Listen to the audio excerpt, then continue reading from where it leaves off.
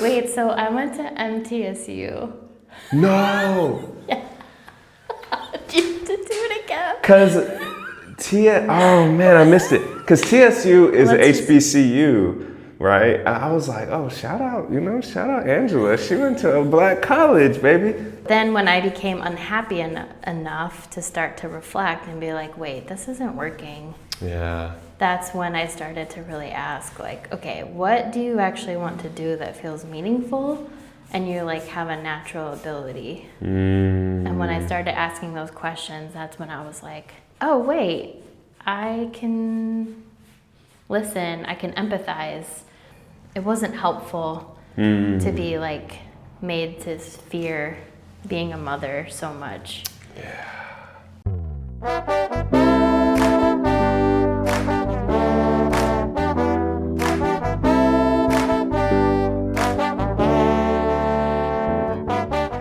So thankful for every guest that's been in here, all the moments that we shared, and y'all just like trusting my vision and journey. I'm super thankful for this room. Gotta say goodbye. And we're just gonna keep leveling up and keep doing bigger and better things while still being just grateful and appreciative for these moments. Thank you. Welcome to episode 4 of Between Two Canvases. I have the great pleasure of introducing today's guest on Between Two Canvases. Master's of Education graduate in mental health counseling from Tennessee State University, shout out TSU. She's a licensed professional counselor with EMDR certification, trained in comprehensive resource model, and she is a past life regression hypnotherapist. Hypnotherapist. Yeah. I got it. I'm getting through it. She's helped provide healing to numerous populations of Nashville for over the last 5 years. Dedicated partner, mother, daughter, and my friend, I introduce Angela Mueller. Wait, so I went to MTSU. No. Yeah. Do you have to do it again? Oh man, I missed it. Because TSU is a HBCU. Right? I was like, oh, shout out Angela. She went to a black college, baby. MTSU, okay. MTSU. I messed it up, That's but okay. we're just gonna roll with it because that's just the energy. But she went to MTSU, y'all. True blue. True blue. Different energy, but still a great institution. All right. I love the way this has started, like already. I love the vibe, like I appreciate. Ooh, I just hit the microphone. You're good. I appreciate the introduction. I should have got that right, but I really appreciate you being here and taking time out of your day to be here. Thank you. I appreciate the invite. I appreciate you. Thank you. So, how we start this off is you're gonna grab this weird looking pen in front of you. Okay. Okay. Put this one down. Yeah, and what we're gonna do, we're gonna stand in front of this. Okay. And what I want you to do, kind of get the canvas in front of you so you know where it's at. But I want you to close your eyes. Okay. And for the next about 30 seconds to a minute, we're just gonna use the energy we've had for the past 24 hours, what we're feeling. We're gonna guide it through our body, into our hand, into this pen, and just mark the canvas however we're feeling with our eyes closed. Okay. All right, you ready? I'm ready. 3, 2, 1, let's go.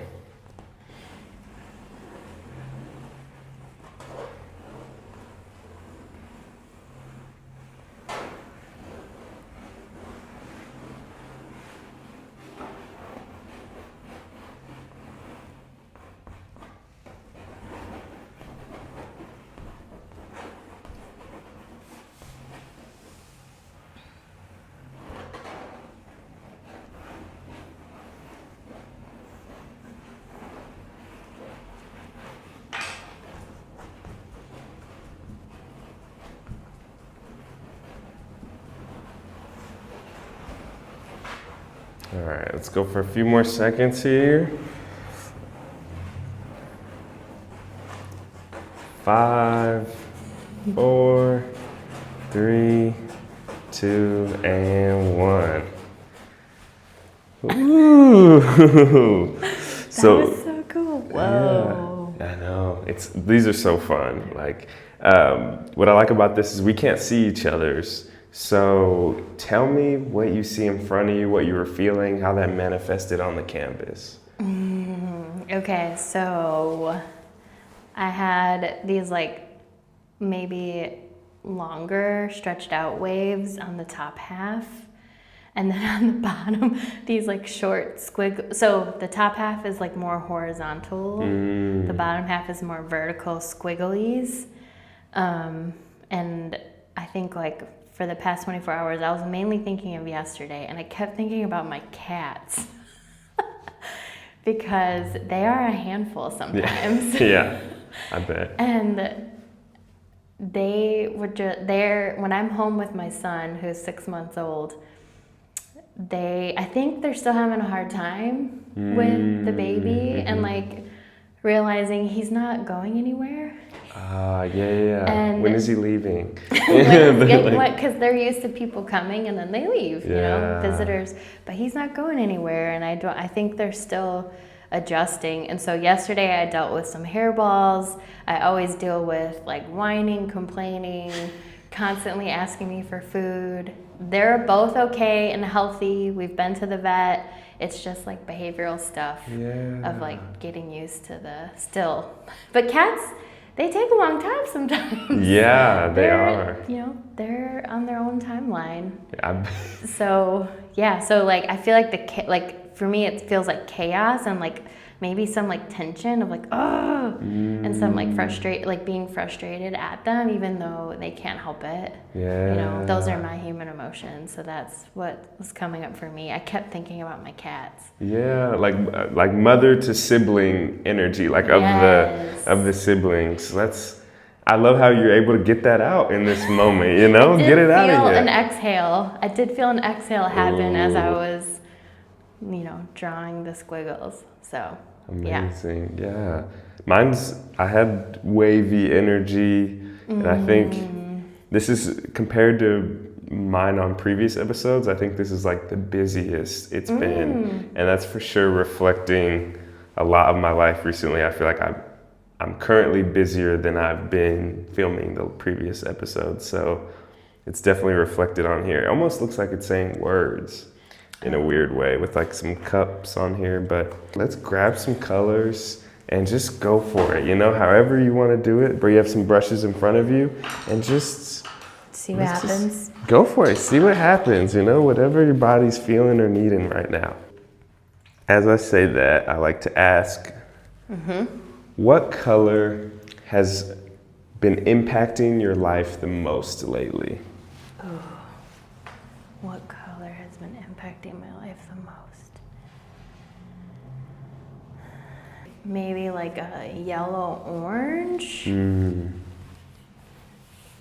I think because with being a new mom, there's just so much, for me, so much brightness and illumination. Yeah. And my little son, Liam, he's very bright. Very bright, like a little ball of energy and sunshine, with maybe like a few little spiky colors coming out. That's his like moodiness. And so okay, and I feel like I could keep going with this. And then maybe going. That turns into a bit of red. That's like the frustration that I have with my cats some days. Like yesterday. Well, I'm like, yesterday my cat, I said the hairballs, and like it was just having to clean furniture and having to take care of my son in between all of that. And in the moment, it feels so, like I guess like some fiery, some heat of the frustration. Yeah. On the like flip of that, those are beautiful warm colors too, as frustrating as red can be. There is some like warmth in that, and I love how you're describing like your son's energy too and his colors, and I'm just realizing this, standing across from you, but like as you're describing this, it's almost like you're looking somewhere. Are you a visual Yes. thinker? Yeah, Yes, same. I get images in my head as I'm talking and as I'm thinking. So I can't always look at people when I'm talking. I have to look away to be able to process what I'm saying. Yes, same. I completely feel you. Like, Yeah. it's like, AJ, where are you looking? Like, I'm getting the information. It's over there. I gotta go get it. Yes. Yeah. Exactly.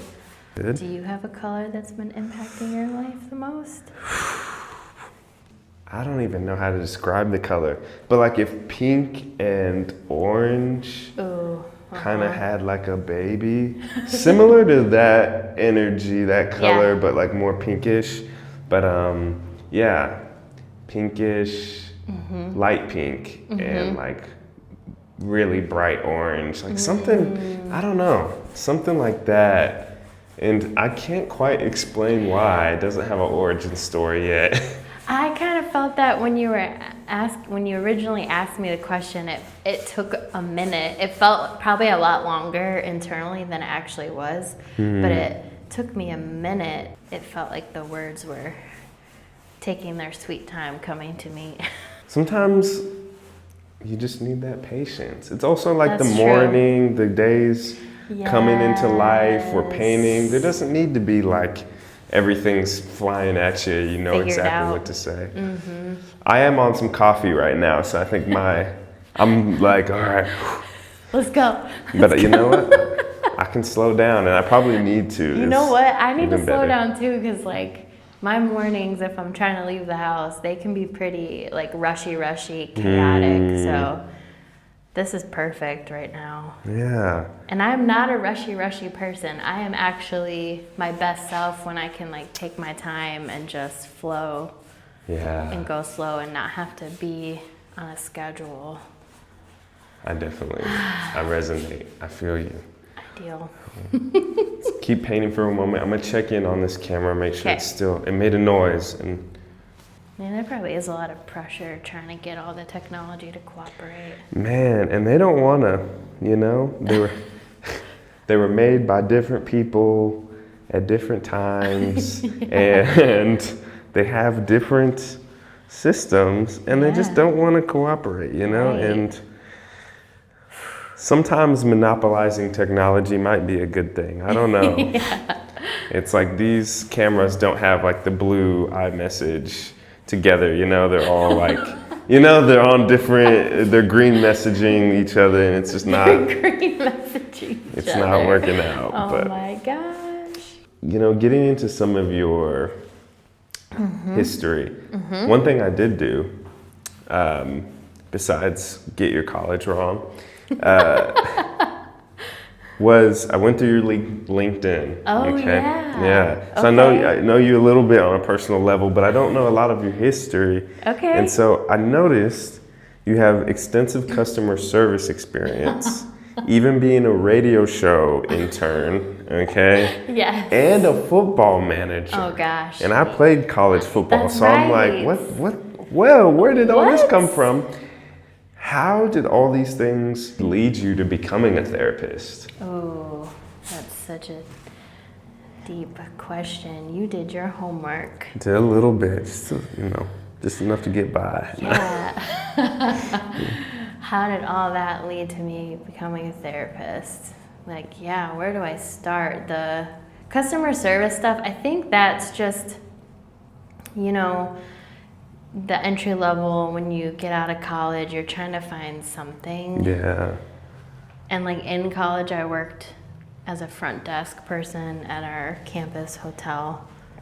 And so like, I think also because I'm like friendly and a woman maybe, I get grouped into this like, oh, you'd be really good at the front facing, you're sociable and approachable, so, you're good at these customer service roles. Even though those obviously were not my calling. Yeah. For me. So then and then side tangent to the football manager, that is just because it started in high school when my 2 older brothers played football and my younger brother played football. I'm from a family of 5. Ooh. And growing up in Wisconsin, everything's about the Green Bay Packers and Mm-hmm. football. And my dad is that is like his obsession is football. And yeah, the Packers. And so I think that was my attempt at like, even though I couldn't play football, that was my way to feel part of it. Yeah. And maybe there's like some level of like wanting approval and acceptance from the men in my family. Yeah. But I did enjoy it. It's not like I was just doing it strictly out of that place of approval. I did enjoy it. I enjoyed the game day hype, the energy. I enjoyed being part of something bigger than me. And so I did that in high school, was a positive experience. I felt like I had a good relationship with the coaches. And so then I went to college and I did the same thing. Not as positive of an experience as high school. I think just because it just got much more serious. Yeah. And I know. I'm talking to an athlete. Yeah. There's a different type of hustle and like, Yep. you need to be right here, right now at this time. Yep. Yeah, they were not very welcoming to me. Oh. There was like a stigma around like the trainers were the cool kids and the managers were kind of like the nerdy outcast kids on the football team. But anyway, so I did it. I stuck with it, I think, because it was familiar. It wasn't like horrible, but it wasn't like the best thing. And so I think that just gave me a lot of, experience working in hard conditions, maybe. Yeah. And I guess in the football manager role, there would be times when some of the guys would confide to me. So maybe like that's like the beginnings. Yeah. Some of the beginnings, the origin story of becoming a therapist. And then, graduating from college, and I headed into some of the customer service roles, hospitality, and those were all just things that I was like grasping at, not really a direction or a knowing of myself. And so then when I became unhappy enough to start to reflect and be like, wait, this isn't working. Yeah. That's when I started to really ask like, okay, what do you actually want to do that feels meaningful and you like have a natural ability? And when I started asking those questions, that's when I was like, oh wait, I can listen, I can empathize. That comes naturally to me. What career does that? So then I started researching graduate programs and boom. And the rest of that went really fast because it was almost like something just clicked into place. And I did not have to, I worked hard, but I didn't have to painstakingly struggle like it seemed like with other things in my life. So that's how I got here. Yeah, thank you for mentioning all that. And you said it kind of clicked into place, right? Like it kind of just happened so fast because everything just boom, and then it's going. And I love that you mentioned before that maybe part of that clicking into place was it was something you wanted to do and were interested in, which is maybe like one of the first times in your life where you're like, wait, I feel like in, young adulthood, that's kind of like, wait, what do I want? Yeah. And also it was something you were good at, and I think that a lot of that sinks into like finding purpose in life. It's not just what I want to do, but it's also something that naturally I have skills in, and it would make me easier to kind of get my foot in the door and get in the game. And right. Yeah. What's something that I can do that actually feels purposeful? And can enjoy even just a little bit. Move on to another question here. Okay. All right, and it's a question I had personally. Okay. And I'm so excited to find out the answer to this and figure out what. Talk to me about being a past life regression hypnotherapist. Okay.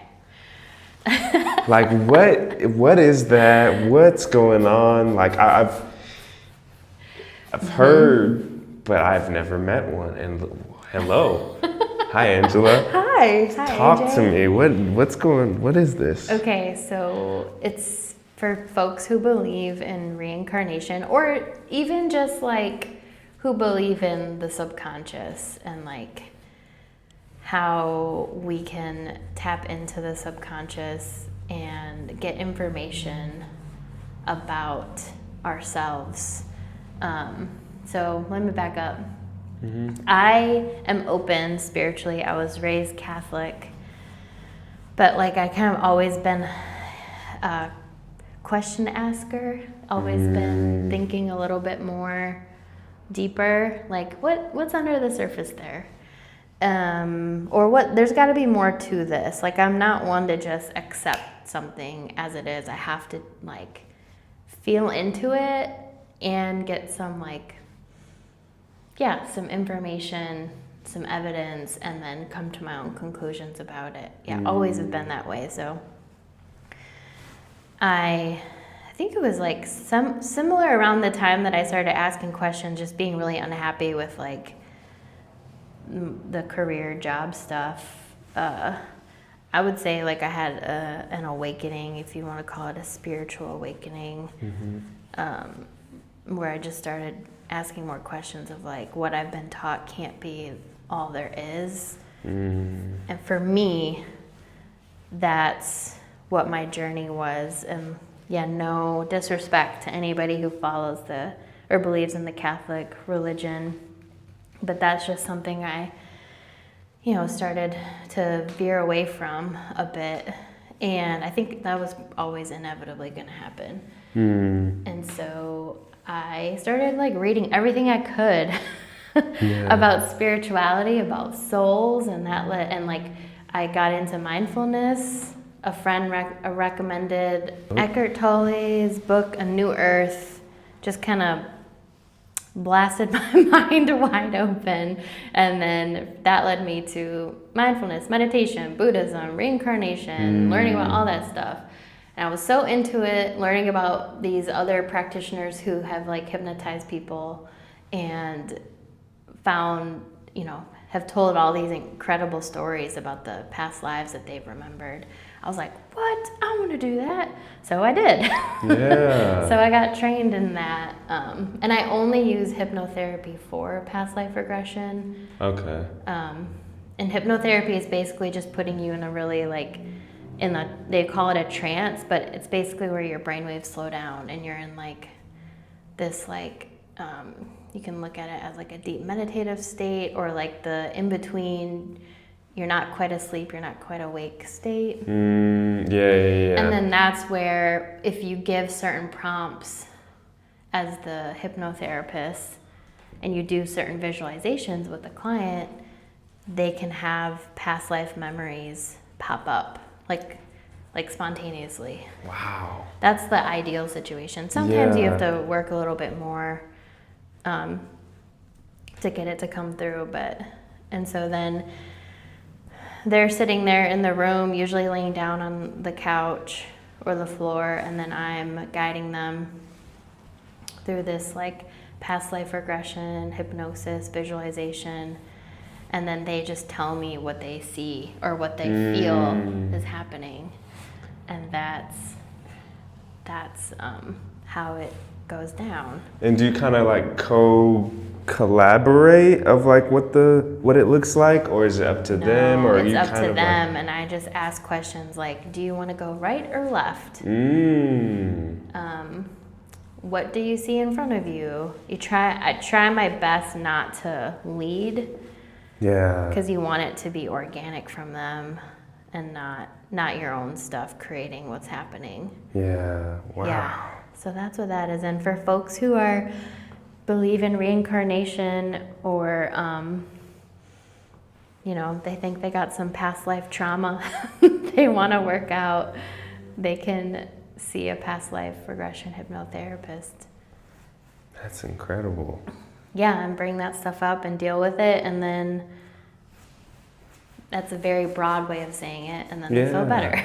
Is there like certain populations that more or less come in? Do you It's been very diverse, actually. Very diverse. I've had people from all walks of life.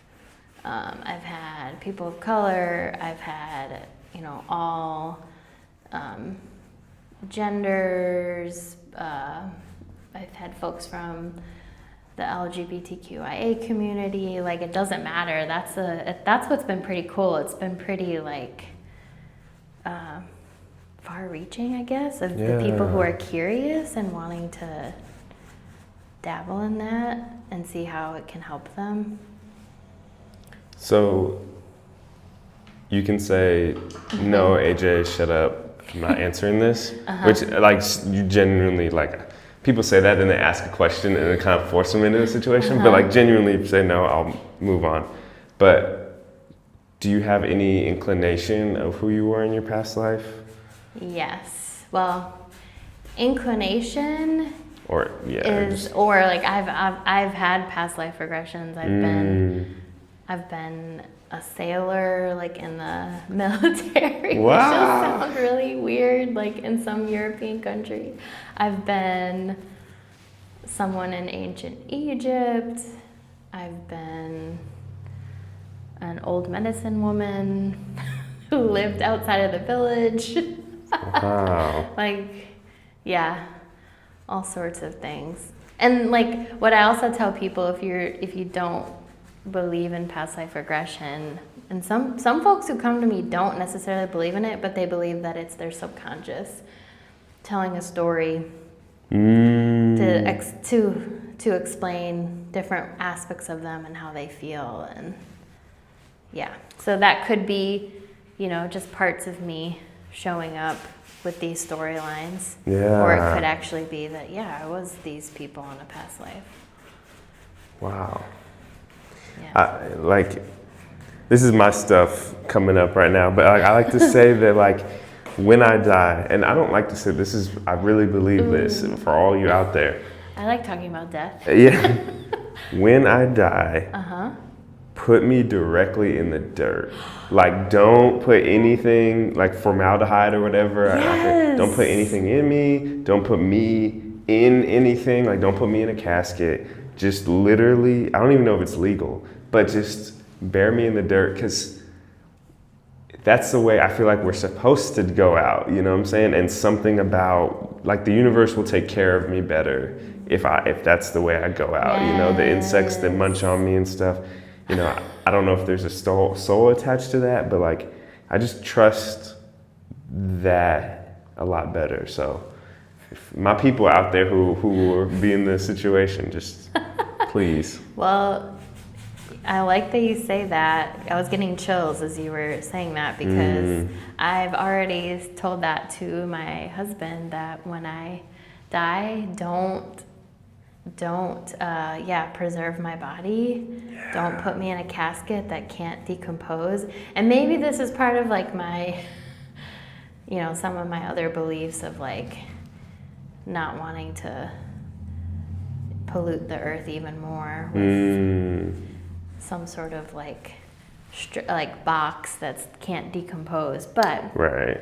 I'm with you that I don't, whether souls are real or not, when I die, I want to go back to the earth. Yes. And let the bugs munch on me. And I guess for some folks that might be morbid to think about, but it's reality. Yeah.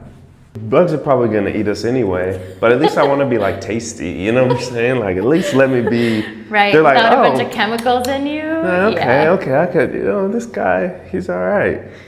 I'm glad you're with me on that too. Yeah, that was crazy that you said that, 'cause I've already laid out those plans for myself. Yeah, I'm like just talking about it. You're like, no, this is like, I have this in a will. This is planned out. I have the deal. spot and everything. Yeah. Yep. I've thought about it, thought about the impermanence of my own life. That's where we're getting really deep. You got to. Yep. I feel like, I mean, it's almost weird, like, if you've ever been alive and you haven't thought about death or what it's like to die, and like even tying that back into therapy, you know, when you have friends and stuff that talk to me as a therapist and they're like, what do you do when someone says they want to die? It's like, well, have you never thought that before? Like, we all have that thought and feeling, and not every statement talking about death or wanting to die means someone's suicidal. Exactly. You know, that and even just taking that away and not feeling like it's like this forbidden thing to mention, you know, of like, what, I was driving and I was wondering what it'd be like to hit a tree. Like, I don't know, like that thought can come and go, and like there's, you know, I think that's just how our brains will work sometimes, and you're right, we don't have to immediately pathologize it or freak out about it, that it means something negative or that something's really wrong. It's actually really natural to think about death, or to have or even to have weird intrusive thoughts like that sometimes. Of course, everything's on the spectrum.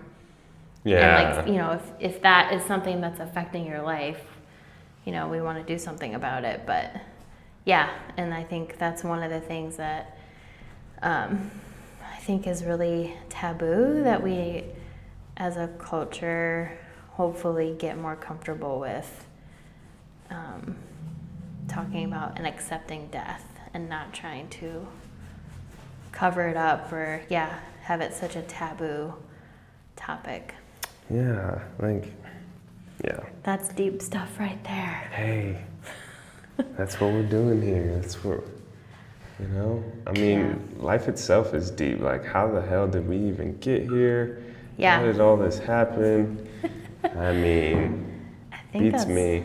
Probably why I ended up a therapist too, is because I think we talked about this at some point. I can't remember when, that, you know, we can, in the therapy room, I feel like that's a place where we can talk about what's actually real, what's going on, and not have to hide it, ideally. And that's what I appreciate about it. Man, that is such a cool thing about the therapy room. It's like, man, it's just like the realest of the real in that moment. Like, and having access to that with people is such a privilege. Like, I think society thinks therapists, we take that for granted. You know, of like that we're just like, oh, let me hear your problems. All right, oh, you know, you fit in here. But no, like, it's so beautiful to really sit in and like, damn, like, and I know you felt this, when you hear a client say like, I've never said this out loud before, but blank, it's like, so sacred. Thank you. You know, like, just genuinely thank you. Thank you, yes. And I do say, it maybe like might be weird for some people to think about, but I do say thank you to my clients. Or I let them know that I'm grateful that they have trusted me. And I say that because they don't have to keep coming back to me. They don't have to. And so I don't take it lightly. It's like you step into like a different world almost. It is. Like that door closes and you sit and it's like, and like, like it's weird, right? And like, after the niceties, and I'll be like, how are you? Oh, how are you? And then I'll be like, okay, what's really going on? What's really happening? And I feel that from the perspective of being a client sometimes too, to almost be like living a lie, or like living just like outside of like my deep truth. And then I step in the room and I'm like, yeah, I'm good. So anyway, and the person, you know, the therapist's like, no, like, how are you actually? And you're like, oh, I forgot. That's how this goes, huh? This is supposed to be like that. Oh, you mother. All right, I guess I'll let you know my week hasn't been as good as I thought it was. Yep. Yeah. And I think maybe not every therapist is, or you may not experience that. I've not experienced that with every therapist that I've gone to see, but I have had therapists, or I have had mentors or people who have like stopped me and been like, wait, what's actually going on? And then, like, oh yeah, let me, or there's like that's when the I guess the mask or the protectors are like, wait, is it actually okay to come out or let unveil. that fall away and let the vulnerability come out? And so I guess I'm saying that to recognize, like, it's just that doesn't always come natural for us to talk about what's really going on, but I'm always here for it. And so much of like entering into therapy and starting is like feeling a client test the waters of like, what is it safe to say, what can I really, are they really not judging me right now? And like you said, every therapist is different, but I feel that in my sessions of like seeing people to say, and then this happened, and they kind of look at you and they're like waiting for you to be like, oh my God, I can't believe you did that, like, it's like, no, I get it, like. Right, and then like how relieved or how they're relearning what it feels like for someone to not judge them. Those are the deep moments, again, that I come back to that I'm like, oh, this feels like real life to me. Relating to the art that you've actually been making at this very moment, how do you feel about it? Have you had any like doubts or insecurities come up, or just like, how have things been going over there? I actually really love this. I think I've had some doubts and insecurities, not about the art, but maybe like as I'm talking, and like I always have this thing of like trying to make sure that I'm being understood, or like this insecurity of like I'm taking too long to describe something, or like not saying it in the best way. So I get in my head about that, because sometimes I do need a little extra time to pull my words together so I can maybe fill the minutes with too many words. But going back to my painting, I think it's pretty rad. It's been really cool to watch how it's taken form. So I'm feeling okay, or I'm feeling good about the painting. Maybe there's some insecurity coming up about the answering interview questions, because I think this is the first time I've ever had to answer interview questions. You've been doing great, and I personally relate of being a slow answerer, and some of the people in my life some people in my life absolutely hate it, because it's like, AJ, I didn't ask you a deep question. Why are you freaking sitting there? Do you want Coke or Pepsi? I'm sitting there like, Well, I remember the first time I had a Coke. But it's like, so I feel you, and I for sure, I even appreciate it, Well, thank you for saying that. And a friend told me this. He's like, AJ, like, I feel like you're like making stuff up when you're like waiting so long for an answer. And I'm like, the truth is hard sometimes. Like, the truth isn't your first instinct. That isn't always the truth. Ooh, sometimes you have to sort through what actually is true or not, And like, and so it's like, I'm not making things up, or I'm genuinely assessing the information and assessing myself at the same time of how I feel about it, and then presenting the almighty truth. There's so much going on, like, before the words hit the mouth into like a spoken language. It's so I don't even know how we're alive right now. It's just all this stuff happening. Right. But this is really wonderful, And Thank you. I'm just going with the flow on my painting, and yeah, I guess not thinking too much about it, which is nice for me because I feel like every other part of my life I have to think a lot and yeah, prepare.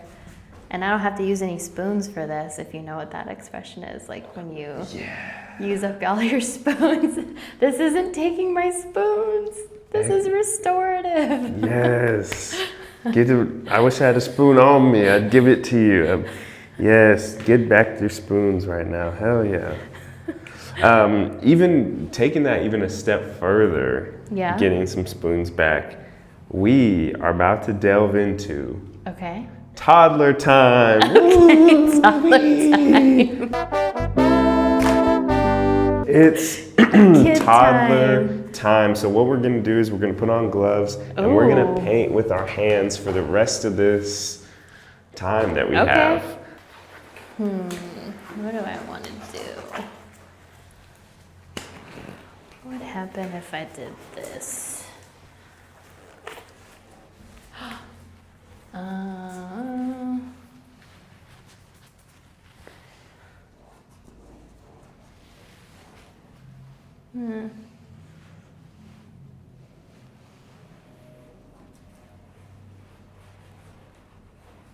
Fun.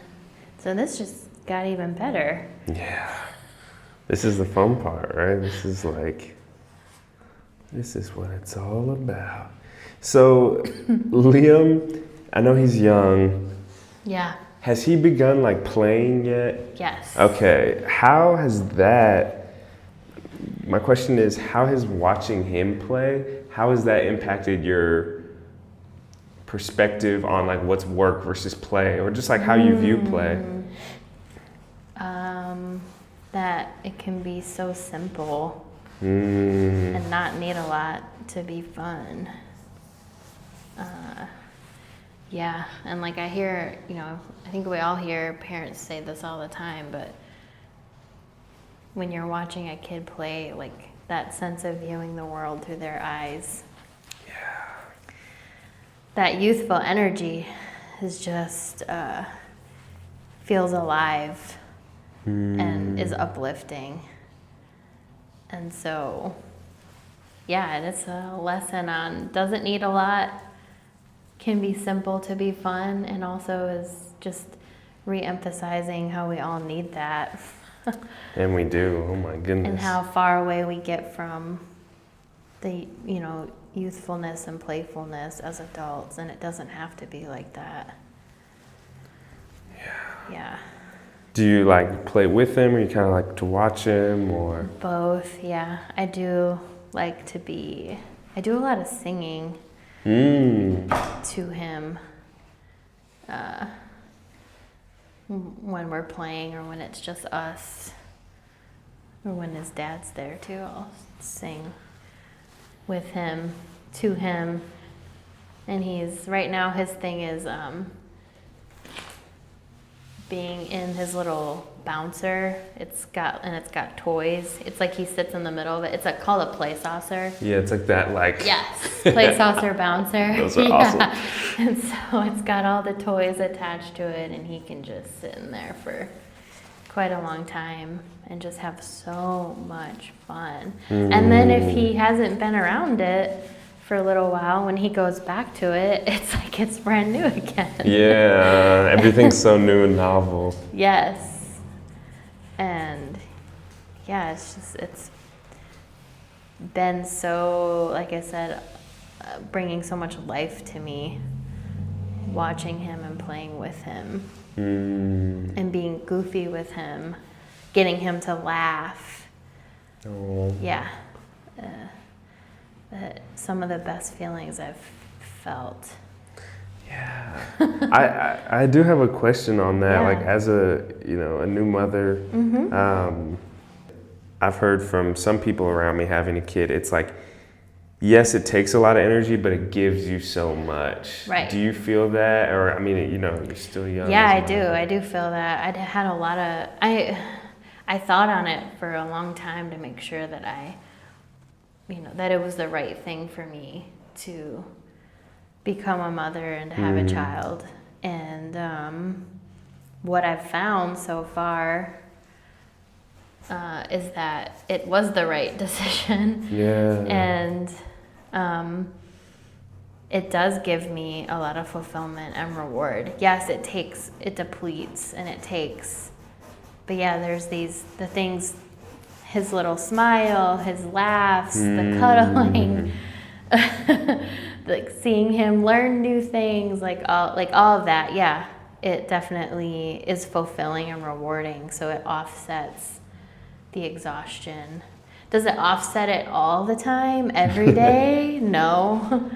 But for me right now, it does it enough. And I'm sure there'll be times in my life when, who knows what the journey with him is going to be. That maybe, there will be seasons where it takes so much more than it gives. Yeah.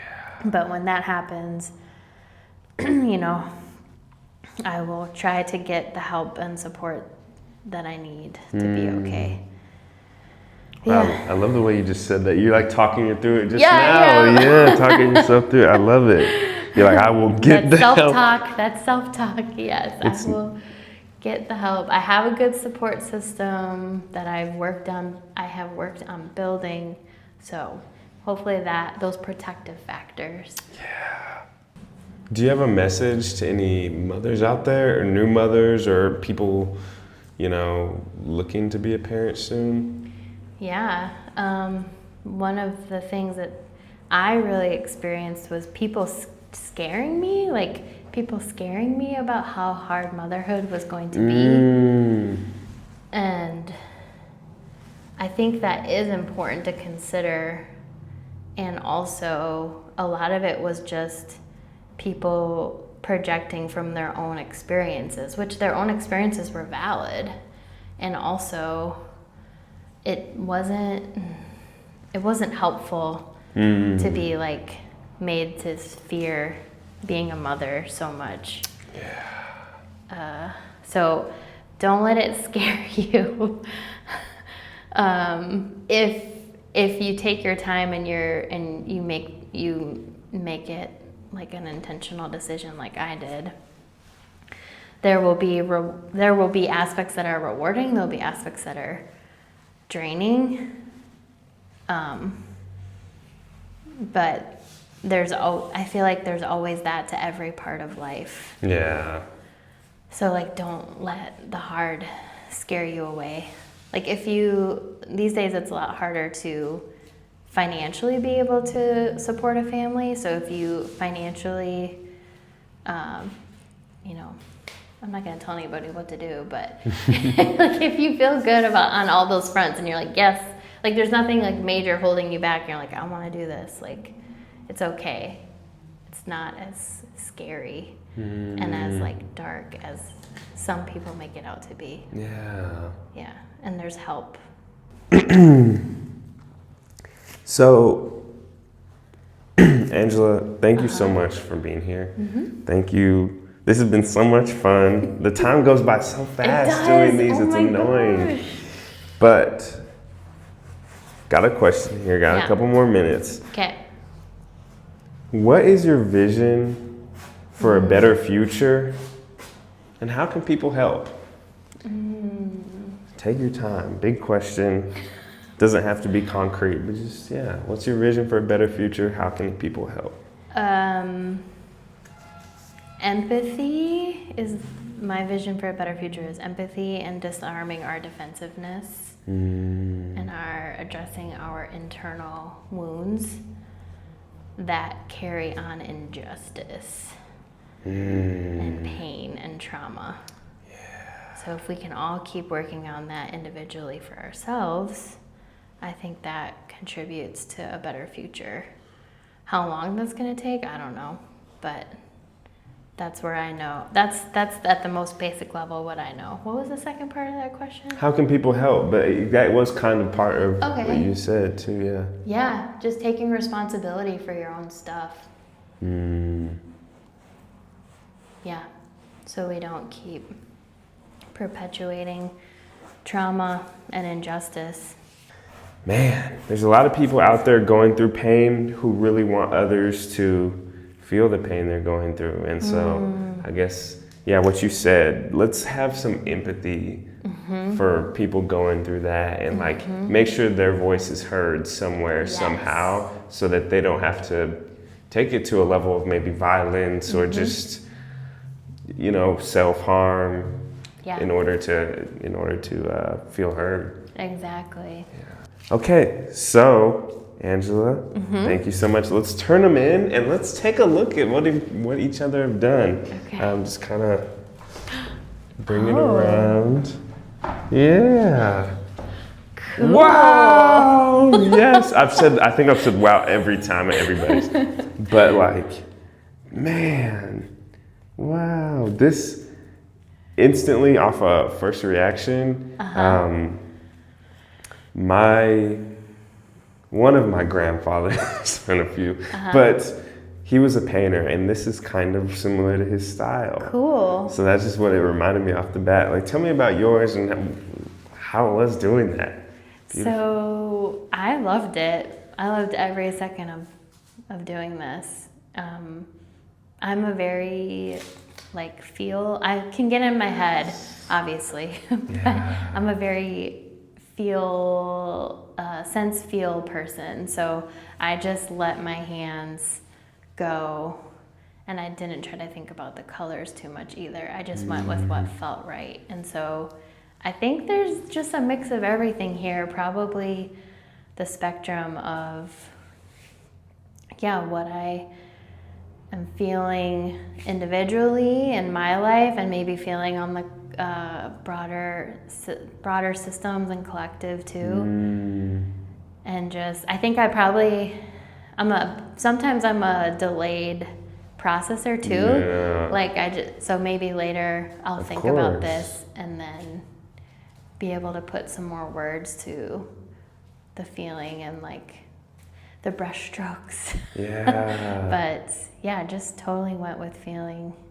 Thank you so much for saying that. It even puts me in my head of like, this was your time to like express this and get it out of your body. It's not up to you right now to have the responsibility of like understanding what it all means and everything. Like this was, I think most of my answers when I do these are like, what was it? It's like, I don't know. Like, I don't know. It just happened. Like, some stuff just happened, and here it is, right? It's, I've used this analogy. It's stupid, but I like it. It's like, I just pooped. I don't know what I haven't looked at it yet. You know, I don't know. That sounds so, what the hell am I saying? But do you get what I'm saying? It's like the expression has come out, and like, you don't really know what it is yet. I love it. It's so visceral. It's so like, it reminds me of like the inside of someone, like underneath their skin, you know, of like the muscles and the tissue and the veins. Yeah. So cool. What do you got over here? This is beautiful. I'm going to go with, I don't know. But yeah. I don't know, I told you there was like cups earlier. So that was like, these were kind of like the cup things that I started going with, and I was building around it. And I was just kind of going with like shapes and colors. And then I did like this white in the middle. And then I was like, I like making faces sometimes. So I just kind of like did little things and accentuated certain parts. And I don't know, but like it was fun. And I always like to think the painting reflects the conversation, and probably the conversation reflects like what we're doing on the painting too. But so you contributed as much to this as I did, so I appreciate that. Thank you. That is definitely where we started when you asked. I can't remember if that's going to be recorded or not, but there was a question at some point about what kind of paintings would be in my gallery. Like that is one of the paintings that would be in my gallery. Like that style. Thank you. Yeah. Thank you. And colors. I actually just remembered as you said that this yellow circle is like there's green, and I did a yellow for like the Green Bay Packers. I forget what the logo is, so I just did like a yellow circle because I know it's like an oval. I think it's even green with a yellow G or something like that. I don't know, but shout out to Wisconsin and your family for that. For anybody who hears my voice, I still have a slight Wisconsin accent, I think. People are like, where are you from? Are you from Canada? No. Close. Yeah, close enough. I'm kidding. Yeah. Well, is there any last things you'd like to say just before we fully wrap up? Just thank you. You're doing really amazing work with this and your clients. And your clients are very lucky, fortunate to have you, be there for them on their journey. And I'm very fortunate to have you in this space and experience this with you. So Wow. much love and gratitude. Thank you so much, Angela. I really appreciate you saying that. Can't end it any better than you saying that. I really appreciate it. Thank you for being here. Thank you for, your contribution to Nashville. Thank you for your contribution in this room and at Mindful Nashville, where she practices, I practice. Check it out. This has been episode 4 of Between Two Canvases. Thank y'all so much for being here. Peace.